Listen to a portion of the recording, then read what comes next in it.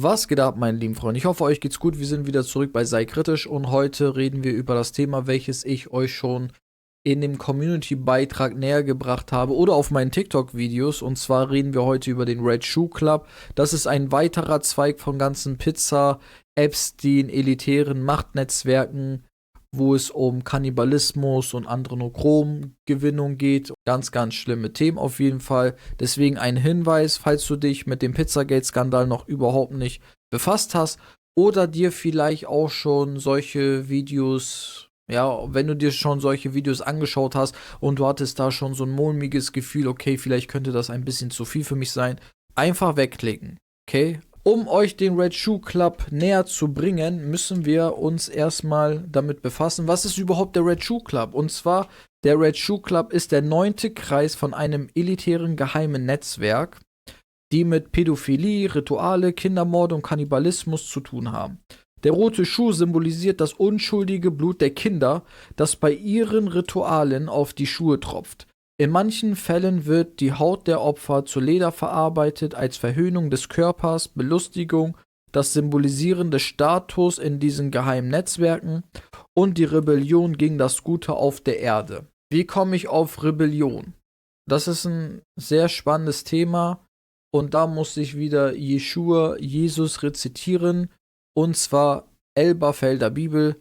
Wenn aber jemand eines dieser kleinen Kinder, die an mich glauben, zu Fall bringt, für den wäre es besser, dass ein Mühlstein an seinem Hals gehängt und er in die Tiefe des Meeres versenkt würde. Okay, also klipp und klar, Pädophilie hat auf diesem Planeten nichts zu suchen. Okay? Was sehr, sehr interessant ist, und ihr habt die Zahl nämlich gerade rausgehört, der 9. Zirkel, also wirklich in diesen Epstein-Netzwerken, wo wir die Leute noch überhaupt nicht kennen, wird immer davon gesprochen, dass dieser Red Shoe Club der 9. Zirkel ist. Und das Krasse, finde ich, ist, es gab nämlich einen Kurzfilm von 2008. Hier haben wir den Film, das ist das Bild dazu, können wir das sehen? Ja, hier, sehr, sehr dämonisch auf jeden Fall, ne? Da haben wir einen Film von 2008 und in dem Film geht es um eine junge Frau namens Casey, die in der Halloween-Nacht entführt wird. Also, die Entführung, während Casey in einem Bahnhof auf ihrem Zug wartet, wird sie von den unheimlichen Art the Clown mit einer Spritze betäubt und entführt. Der 9. Kreis. Casey erwacht angekettet in einem dunklen, kellerartigen Verlies. Dort trifft sie auf 2 weitere gefangene Frauen, Kristen und Sarah. Dämonisches Ritual. Es stellt sich heraus, dass der Ort eine Art Vorhof zur Hölle, eine Anspielung auf Dantes göttliche Komödie ist. Casey muss miterleben, wie übernatürliche Wesen und Dämonen die Gefangenen für ein grausames Schicksal auswählen, das schlimmer als der Tod ist. Ende. Der Kurzfilm endet düster mit Caseys eigenem Schicksal inmitten dieser dämonischen Umgebung. Okay, und damit ihr ein kleines Bild davon kriegt, was im Film wirklich passiert, gucken wir uns den Film ganz kurz oder gucken wir uns ein paar Szenen an. Okay? Hier haben wir Casey am Bahnhof und gleich kommt dieser Clown. Den kennt ihr auch aus Terrifier. Genau. So, da macht der Clown ein paar Faxen. Dann erschreckt sie sich, dann kommt er näher und betäubt sie jetzt mit der Spritze, okay? Dann wacht sie auf und ist angekettet in so einem, wie in der Beschreibung gesagt, im Vorhof einer Hölle und dann kommen ganz dämonische Wesen und versuchen ihr schon Angst zu machen, okay? Und Angst, Adrenochrom spielt ja eine sehr, sehr große Rolle. Okay, jetzt wird sie an so ein Ding rangemacht und das ist heftig. Jetzt machen die sie ganz, ganz viel Angst. Die kocht da irgendwas. Und jetzt holen sie von einer Schwangeren das Kind raus, enthaupten das Kind und das Blut des Kindes spritzt in einen Kelch rein. Wartet. Genau, ja. So, und dann trinken diese Dämonen den Kelch. Punkt. Und dann stirbt sie. So, das ist Adrenochrom, das kennen wir. Okay? Das sind doch die ganzen Verschwörungstheorien, über die wir reden, wo Kinder verschwinden auf der ganzen Welt, in irgendwelchen irgendwelchen Underground oder Deep Underground Military Bases, kurz DUMBs, hingebracht werden, oder wie zum Beispiel im Wanderbild oder bei Frazzled Rip, diese ganzen Rituale, Zeremonien, was diese elitären Kreise machen, um für immer jung zu bleiben oder für, was weiß ich, irgendwelche Dämonen, Kinder zu opfern, damit die irgendwelche spirituellen Vorzüge bekommen. Das sind alles keine Theorien, versteht ihr, was ich meine?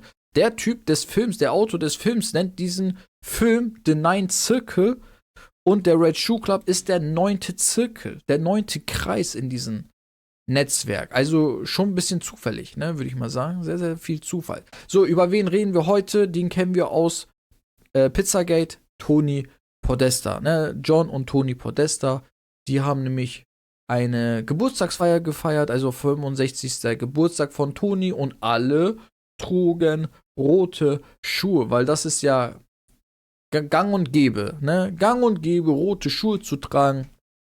Das Normalste der Welt. Und vor allem, wenn wir gerade rausgelesen haben, für was die roten Schuhe stehen. Und ja, da ist sehr, sehr krass, weil da waren auch sehr interessante Geburtstagsgäste, zum Beispiel Elle Hunt. Dann haben wir Nancy Pelosi war auch da. Und Kathleen Sebelius. Das sind alles Leute aus dem Weißen Hauskreisen, okay? Und wenn wir uns dann die Epstein-Leaks angucken mit Donald Trump, der Kinderficker, und die ganzen anderen widerlichen Pädophilen, was für Vorlieben die haben und was für Kacke die eigentlich so an der Weste hängen haben, dann denkt man sich, okay, dann feiern die ihre Geburtstage mit Pädophilen. Was machen die auf den Geburtstagen? Keiner weiß. Die geben uns kleine Hinweise, okay? Und sehr interessant, einer von den Gästen von Tony war Elle Hunt, okay? Und Elle Hunt arbeitet für Bloomberg. Bloomberg ist der große Nachrichtendienst. Der hatte auch seine eigene Show, hier Political Capital.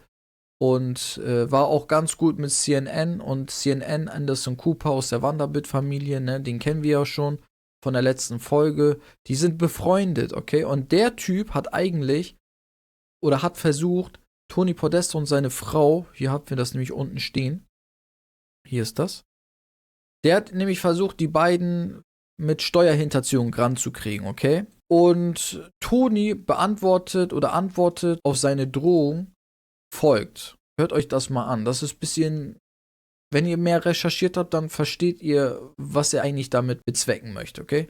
Hunt nennt die Podestas Kriegsdienstverweigerer der Kultur des Wandels in Washington und sagt, sie verkörpern die verwurzelte Geld- und politische Kultur, weil sie sich halt überall einkaufen, okay? Die Firmen von Heather und Tony vertreten Mandanten, die nahezu jeden Teil der Obama-Änderungsagenda ablehnen, aber Podesta sagte gegenüber Elle Hunt, wir haben nur ein paar kleine Differenzen mit der Regierung und der demokratischen Führung. Diese Unterschiede sind sicherlich nicht groß genug, um Regierungsbeamte und die Führung der Demokraten von einem roten Schuh-Affäre oder von einer roten Schuh-Affäre fernzuhalten. Mach mit bei der Party, Elle Hunt. Was passiert? Er kommt zur Party. Er ist eingeladen zur Party. Deswegen glaube ich, dass Elle auch schon auf diesen Partys mit den Podestern waren, okay? Dann haben wir Nancy Pelosi, die Sprecherin des Repräsentantenhauses, des Weißen Hauses, und andere starke wie Kathleen Sebelius und Adam Zagoroni. Also das sind alle keine No-Names, ne, die da zu den Partys eingeladen werden. Und dann gab es auch noch eine andere Verschwörungstheorie, dass das hier Madeleine McCanns Vater ist, Gary, aber das ist nicht Gary. Das ist Willy Bohan. Trotzdem habe ich eine gute Verbindung zu den McCanns, okay?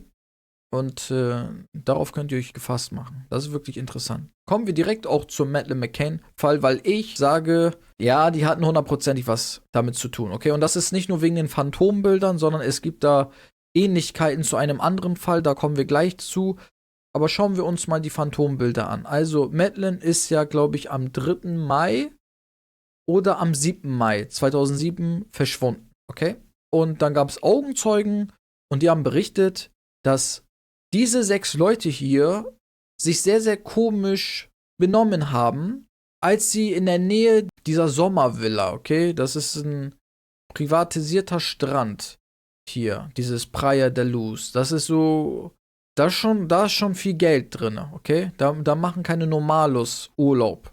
Das ist schon ein bisschen höher, okay? Ein bisschen teurer. Und der Augenzeuge hat berichtet, dass diese 6 Leute dabei waren und er hat auch eine Person gesehen, wie sie Madeleine aus dem Haus tragen, okay? Aus dem Haus trägt.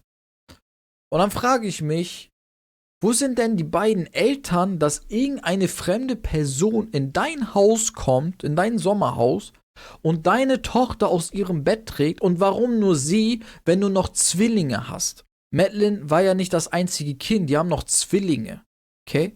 Aber die interessieren sich nicht für die Zwillinge. Die interessieren sich nur für Madeleine, okay? Ghislaine Maxwell sieht doch ziemlich danach aus, sehr, sehr stark, Ghislaine Maxwell. Warum Ghislaine Maxwell? Ich sag euch gleich auch, wie ich darauf komme, dass sie da 100% mit dabei war, okay? Dann haben wir hier Toni und John und Toni. Absolut. Die Ähnlichkeiten sind da. Und das Krasse ist, wenn wir hier runtergehen auf Wikipedia, Vermisstenfall Madeleine McCann. Bis zum 10. Mai 2007 durchsuchte die Polizei 500 Wohnungen in Praia da Luz. Sie nahm zeitweise 3 Briten unter dem Verdacht fest, sie hätten das Mädchen für einen internationalen Pädophilie-Ring oder für einen Ring, der Kinder zur Adoption ins Ausland verkauft, entführt.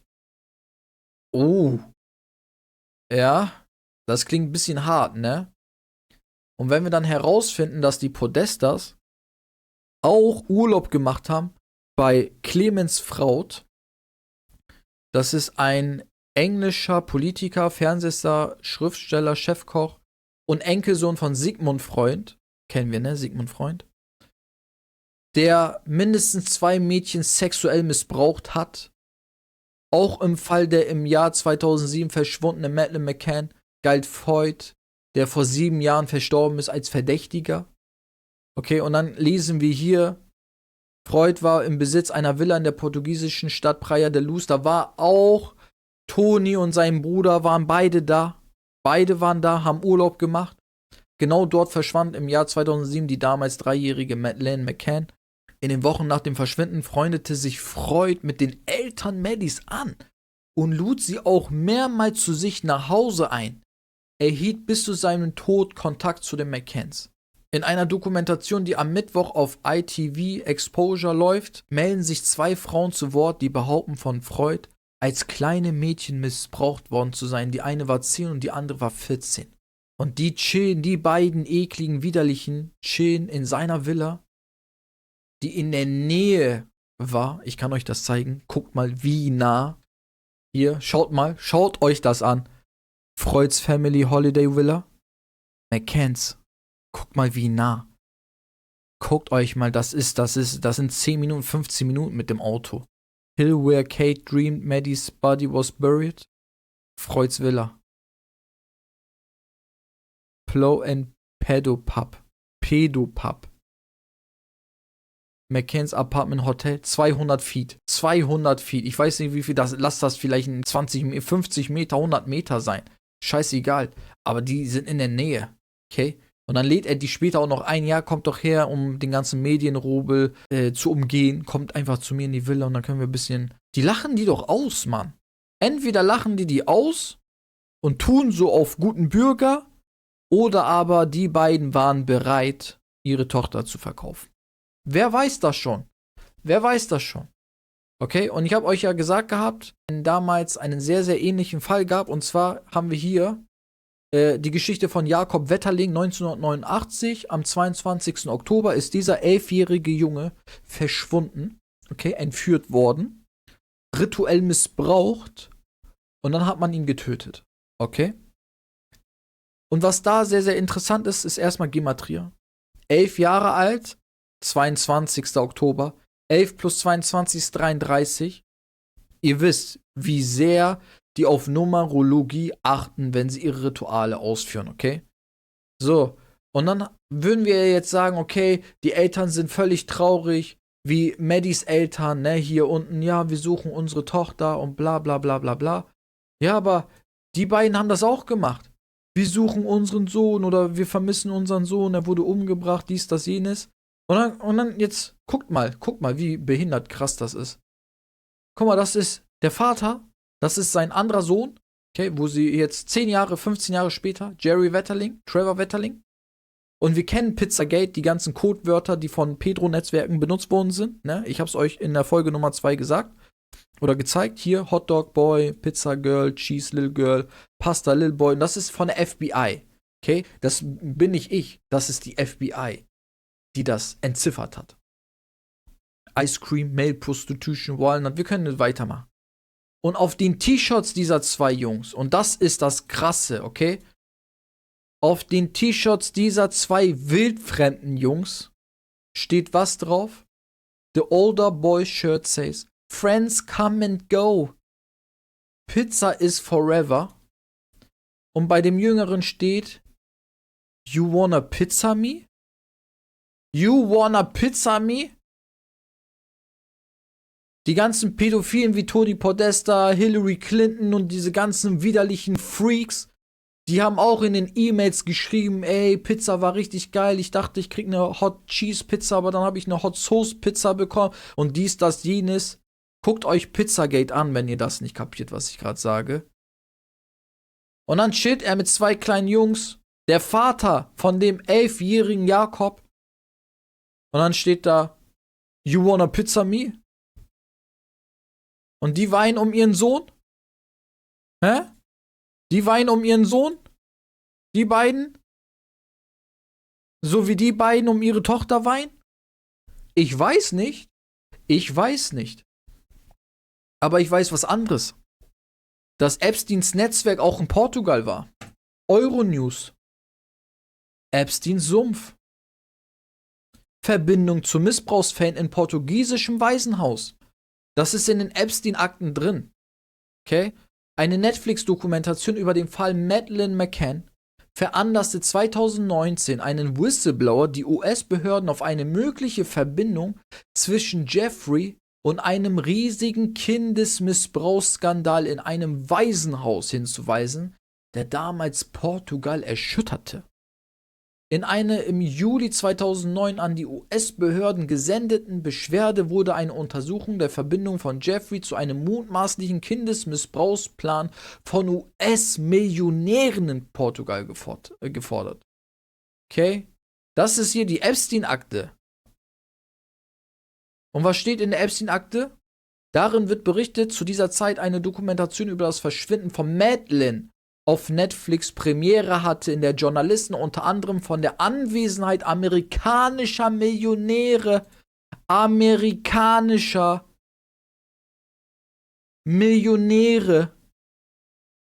Portugal, Ghislaine, sprachen, die in Privatjet nach Portugal flogen, um Kinder in einer Einrichtung für Waisenkinder namens Casa Pia zu missbrauchen. Der Titel der E-Mail lautete Jeffrey Epstein, es ist nicht bekannt, ob die US-Behörden diese mögliche Verbindung untersucht haben. Niemals untersuchen die sie. Da haben wir einen Cash Patel, der Direktor von FBI, er sagt, ja, aber wir hatten ja die Epstein-Liste auf dem Tisch, aber wenn sie authentisch wäre, wenn ich da irgendwas drin gefunden hätte, was wichtig wäre, dann hätte ich euch das gesagt. There's no credible information. None. If there were, I would bring the case yesterday that he trafficked to other individuals. And the information we have, again, is limited. So the answer is no one? For the information that we have. In the files? In the case file. Und dann kriegen wir 3 Jahre später die Epstein-Akten oder was weiß ich, 2 Jahre später die Epstein-Akten und die sind voll mit ekligen Sachen. Senior Bush, auf irgendeinem Boot ist der Kinder und was weiß ich, schwimmt in den Fäkalien eines Kindes und die sind alle krank, diese Freaks. Versteht ihr das? Die sind krank, das sind Dämonen in menschlicher Hülle. Das müsst ihr langsam mal kapieren. Und von den Leuten werden wir regiert, weil das alles so richtige kaputte Menschen sind, die das nicht verstehen, was eigentlich abgeht. Okay, und ob die US-Behörden diese mögliche Verbindung untersucht haben, haben sie nicht. Werden sie nicht. Untersucht jemand Trumps Fälle? Der Kinderficker Trump? Nein, macht doch keiner.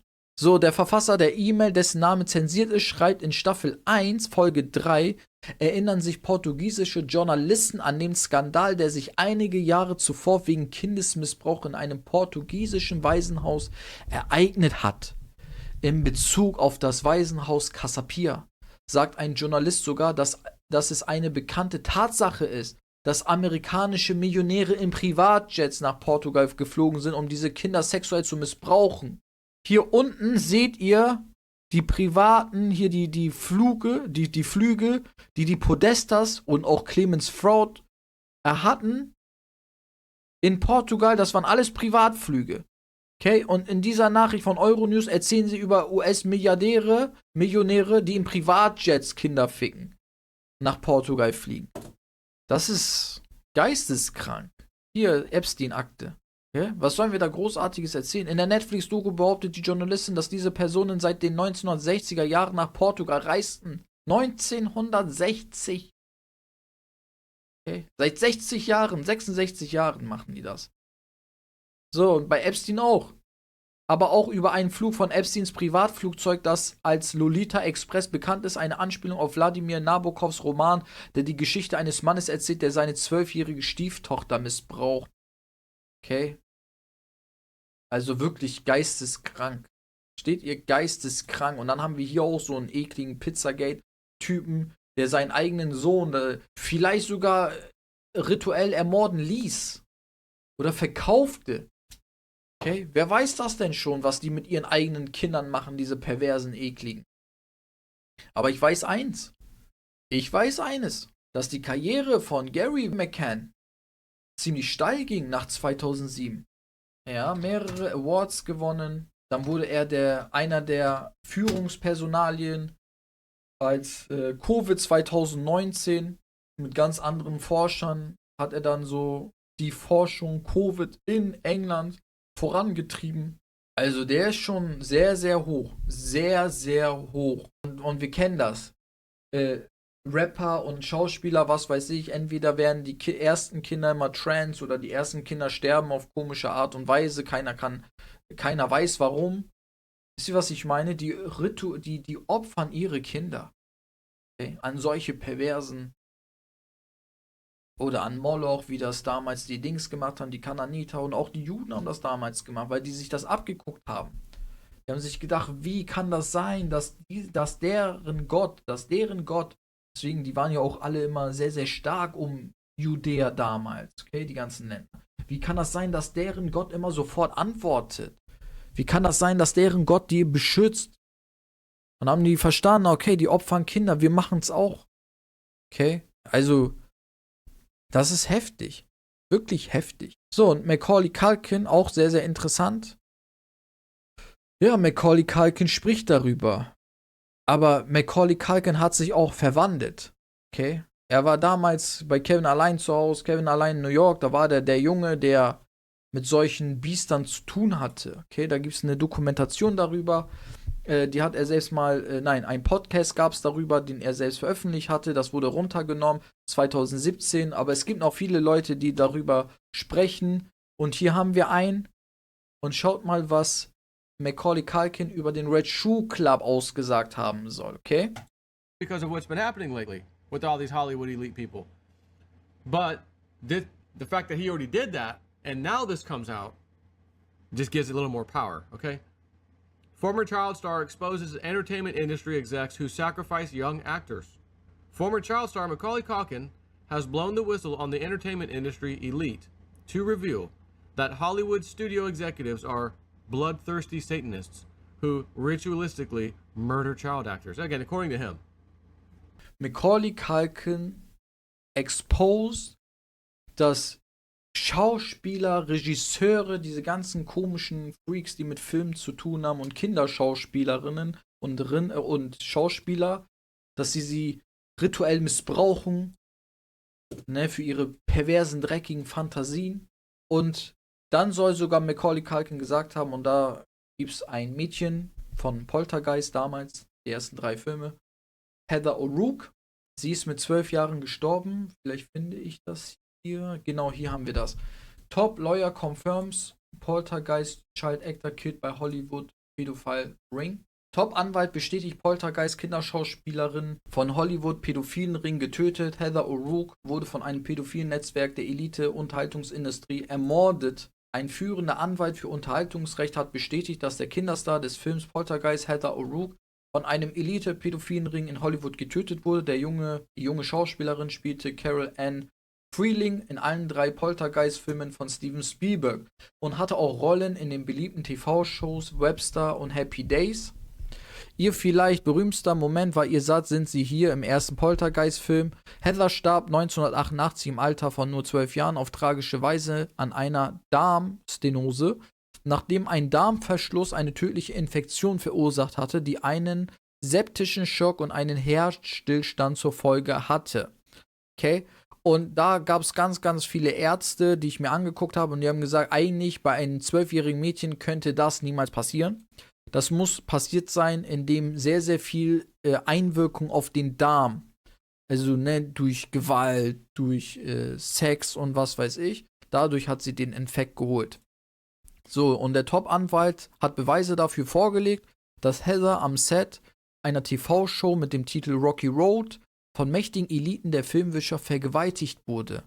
Er behauptet, dass es dieser Angriff war, der eine von vielen war, der letztlich zu ihrem frühen Tod führte. Ja, Produzenten lieben Castingshows mit Kindern und Teenagern. Wenn jemand eine Show vorstellen würde, an der eine Handvoll Teens mit einem Dutzend Teen-Statisten pro Woche beteiligt wäre, würde es grünes Licht geben.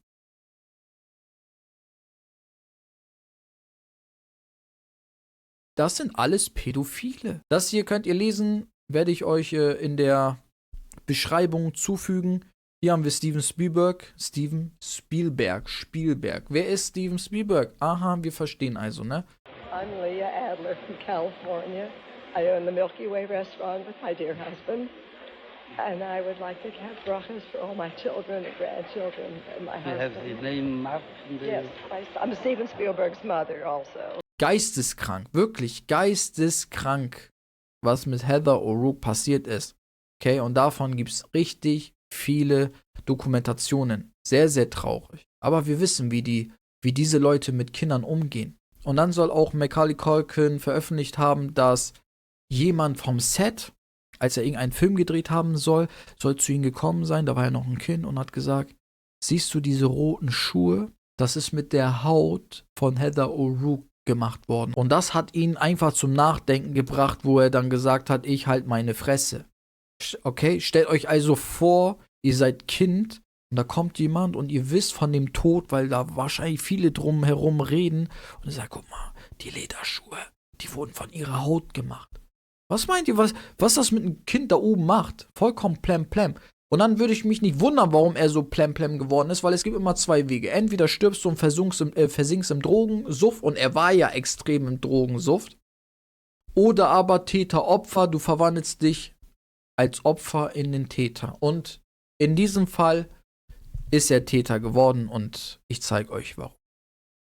So, hier haben wir Macaulay Culkin bei Jimmy Fallon.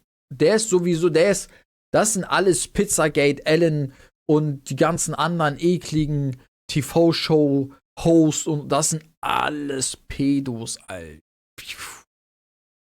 Eklig. Guck mal, wie die und wir wissen ja, was Pizza bedeutet. Guck mal, wie die über Pizza reden. Happy you came on the show. I know, this is so weird. Yeah. I haven't seen you in a while. I mean, Ich habe dich lange nicht mehr gesehen. Außer You were Gerüchte. in a band. Yes, Du warst in einer you were in a Band. Pizza Underground Band. Sie waren die Or, Pizza a concert, Untergrund rather. Band, Yeah. It was hießen die. my Velvet Underground cover band. Yeah. We replaced all the lyrics with pizza. So it'd be like, take a bite of the wild slice. No, yeah, no, I loved it. Und er sagt, ja, aber wir lieben ja alle Pizza. Und er sagt, ja, nimm einen Biss von dem wildesten Stück. Und das ist ja nicht mal so weit hergeholt. Warum? Hier haben wir das Lied. The Pizza Underground. Noisy. Schaut euch das doch mal an. Alles Pizza-related Shit. Alles. Und wir wissen, Pizza. Okay, Pizzagate, Pizzaskandal. Diese ganzen. Guck da, hier, Macaulay Culkin. Ganz normal, ey, es geht um Pizza, hahaha. Und hier machen die ein Pentagramm. Es geht nur um Pizza, hahaha. Die sind durch. Das war's mit diesen Leuten. Und dann hat er einen Podcast gemacht, das heißt Bunny Ears, der Podcast. Bunny Adrenochrom, weil die Verbindung von Adrenochrom in der Chemie sieht aus wie ein Hase, der aufrecht steht, okay? Das kann man sich nicht ausdenken. Und natürlich, wie andere Schauspieler, hat er auch schon das Kleid getragen. Ne? Das ist ja der Weg zum Erfolg. So, kommen wir zu anderen Leuten in anderen Filmen. Zum Beispiel Der Teufel trägt Prada, kennen wir. Der Teufel trägt Prada. Yeah. Und Anne Hathaway, die auch jetzt eine Rolle hat als Mutter Maria, wo sie Mutter Maria als die größte verhöhnt. Aber normal, das machen die. Die lieben es zu verhöhnen. Okay, und dann gab's Der Teufel trägt Prada. Der Teufel trägt Prada. Hier haben wir Der Teufel trägt Prada mit Meryl Streep und Anne Hathaway. Warum trägt der Teufel denn, warum trägt der Teufel denn Prada? Warum trägt der Teufel Prada? Warum? Ja, natürlich trägt er Prada. Auf jeden Fall trägt er rote Schuhe. Damit symbolisiert er nämlich etwas. Ne, der steht doch auch auf Kinder. Der nimmt doch Kinderopferung an. Crazy. Und um was geht's bei Teufel trägt Prada? Ist eine Kultkomödie über die junge Journalistin Andy, die als Assistentin der tyrannischen Modechefredakteurin Miranda Priestley, guck mal, was Miranda Priestley heißt. Das ist kein ausgewählter, zufälliger Name. Erstmal ist die Modefirma Runaway, das bedeutet Startbahn, okay? Und ihre Chefin heißt Miranda, was Miranda bemerkenswert, und Priestley bedeutet Abweicher oder Abweichlerin von der Kirchenlehre. Und dann, wenn wir den Namen also zusammenfügen, heißt das bemerkenswerte Abweichlerin der Kirchenlehre. Und sie spielt Satan. Sowas kann man sich nicht ausdenken. Hier habt ihr das Abweichler von der Staatskirche. Anne Hathaway. Die spielt immer die richtige Rolle. Okay. Dann haben wir Tom Hanks zum Beispiel, der hatte auch einen Film, Der Mann mit den roten Schuhen, Tom Hanks. Und bei Tom Hanks, seit dem Frazzle Drip Video mit Castaway, da wisst ihr schon Bescheid, was bei dem Macker abgeht. Der war auch mit Oprah, der war mit Ellen, der war mit diesen ganzen ekligen Pädophilen. Und da haben wir den doch, der Mann mit dem roten Schuh, hahaha. Dann Zauberer von Oz, genau hier, Dorothy trägt rote Schuhe auf dem Weg ins Zauberschloss. Zum Schluss stirbt sie und das Einzige, was übrig bleibt von Dorothy, sind die roten Schuhe. Wenn man sich mit dem Okkulten, die Farbe Rot, warum die roten Schuhe, wenn man sich damit beschäftigt, dann weiß man, diese Leute leben in diesen dämonischen Zwängen, in diesem dämonischen Alltag, okay? Und dann haben wir andere Themen, wie zum Beispiel Spirit Cooking, Folge Nummer 3, dann Ghislaine und Epstein, die Connection, Clinton Co-Founding mit Hawaii und Haiti, wo hier St. Lil James, die Insel von Epstein gleich daneben war, neben Haiti und Hawaii, wo Erdbeben produziert wurden, projiziert worden sind. Also alle diese Leute, über die wir reden, das sind alles Netzwerkleute, okay? Ey, das ist crazy shit. Genau, und dann haben wir nicht nur den Red Shoe Club, genau, da kommen wir jetzt zum nächsten Thema. Es gibt ja nicht nur den Red Shoe Club, sondern es gibt auch noch die Red Shoe Society Club. Wo haben wir den Red Shoe Society Club? Ich zeige euch erstmal Bilder hier. Paul Ranziger, ne? Papst Ranziger. Zu seiner Zeit waren so viele Missbrauchsfälle in der katholischen Kirche und wisst ihr, was er mit den Leuten gemacht hat? Der hat die einfach nur versetzt. Ganz normal. Es gab so viele französische Dokumentationsfilme darüber oder auch, ne, wo französische Priester und was weiß ich, Pfarrer Kinder, ne, schön rangenommen haben und das Einzige, was die bekommen haben, ist, die wurden irgendwo in die Walachei geschickt, wo keiner dahinter kommt, dass die da weitermachen. Also wirklich widerlich und der trägt auch rote Schuhe, ne? Rote Schuhe, Kannibalismus. Sag euch das. Die tragen euch das, die zeigen euch das so in die Fresse. Warfare, machen wir ein anderes Thema. Warfare machen wir ein eigenes Thema. Das ist heftig. Warfare ist auch krass, die ganze Geschichte. Aber die Leute tragen das nicht umsonst. Hier haben wir The Devil Wears Prada. The Devil Wears Prada. Der 9. Zirkel. Red Shoes. Child Sacrifice. Made from Human Leather plus Signifies Cannibalism. Okay?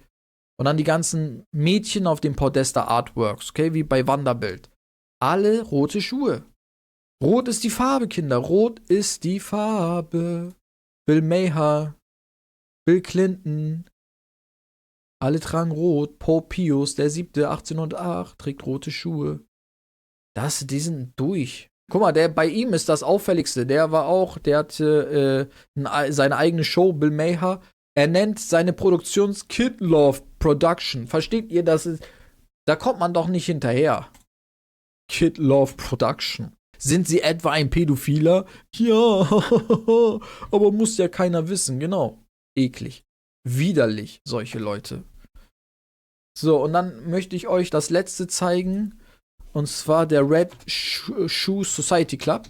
Gesponsert, uns ins Leben gebracht von McDonald's. Hier, Ronald McDonald's. Sehr, sehr interessant. Weil die arbeiten mit behinderten Kindern, also die helfen Eltern dabei, die ganz viel Arbeit haben. Das ist ja normal, ne? Wenn du ein behindertes, gehandicaptes Kind hast, ist ja extrem viel Arbeit und viele Leute können sich das nicht leisten und dann kommt diese Gruppe und hilft dabei. Und alles schön und gut, wirklich. Ich möchte da gar keinen zu nahe treten. Ich finde auch, solche Sachen muss sein. Es ist schön, wenn Menschen anderen Menschen helfen. Aber, okay, wir wissen, dass Ronald McDonald, okay, das ist ein Clown mit so blutbeschmiertem Mund. Wenn ihr mehr wissen wollt, in der Beschreibung verlinke ich ein paar Videos über die Nephilim Clown Connection, dass die Clown-Darsteller, der erste Clown-Darsteller, hat sich die Nephilims aus der Sage als Vorbild genommen für sein Kostüm, okay, und deswegen haben die alle so einen roten Mund. So, und Ronald McDonald, ne, Finkelstein, mein Video, 8 oder 9, McDonald's, ne, und dann frage ich mich, warum hält Ronald McDonald hier die Hand eines Kindes und aus dem Schornstein kommt ein Herz. Was geht denn im Haus ab? Was geht denn im Haus ab, dass da ein Herz rauskommt? Ja. Und dann schauen wir uns die Sponsorliste an und da geht's los. FBI, wir wissen's, ne? Pizzagate, FBI-List, ne? Über die pädophilen Symbole. Hier, Children's Hospital Los Angeles. Hier, der Schmetterling. Aha, we treat kids better. Ja, das glaube ich euch. Die Golden Foundation. Ja, Schmetterling. McDonald's sowieso. Aber ihr versteht das raus. Ne? Ihr versteht das raus. Das ist nicht normal. Wisst ihr, was ich meine? Das ist nicht normal. Und wenn wir hier Epstein haben, der US-Millionäre nach Portugal fliegen lässt, damit die Kinder bumsen können, was machen die im Red Society Club? Im Red Shoe Society Club. Ich habe keine Ahnung, Freunde. Ich mache nur die wilden Theorien und sehe Verbindungen, die mir eindeutig etwas sagen. Da geht etwas ab, von dem wir nichts wissen. Okay? Und das müssen wir uns heute eingestehen. Wir haben nicht alles auf dem Schirm. Was soll ich euch erzählen? Ich könnte euch noch ein bisschen zeigen über Menschenhaut in Schuhen. Da gab es ganz viele Zeitungsartikel, aber die tue ich euch in die Beschreibung, könnt ihr selber lesen, über Weikonings Amerika, Weikonings Präsident, der den höchsten Straftäter zu Lederschuhen verarbeitet lassen hat. Sehr interessant, sehr interessant. Aber ich sag's euch, Freunde, also da geht irgendwas ab und wir müssen ehrlich sein. Also langsam können wir das nicht mehr alles so durchgehen lassen und wir sollten mal wirklich in Erfahrung bringen, wie wir diese Sachen oder wie wir das Gute unterstützen können. Okay? So, Freunde, das soll es gewesen sein. Sei kritisch. Ich danke euch für eure Unterstützung. Ich danke euch für euren lieben Kommentaren, die ich immer wieder zu lesen bekomme und immer auch beantworte. Für mich ist das immer sehr, sehr wichtig. Bitte abchecken auf Instagram, auf TikTok und das war's. Und hier auf YouTube. Ich bedanke euch, wenn ihr die Kanalmitgliedschaft folgt. 3 Leute haben es gemacht. Ich danke euch dafür. Und wir sehen uns zum nächsten Video. Passt auf euch auf. Okay? Bleibt kritisch.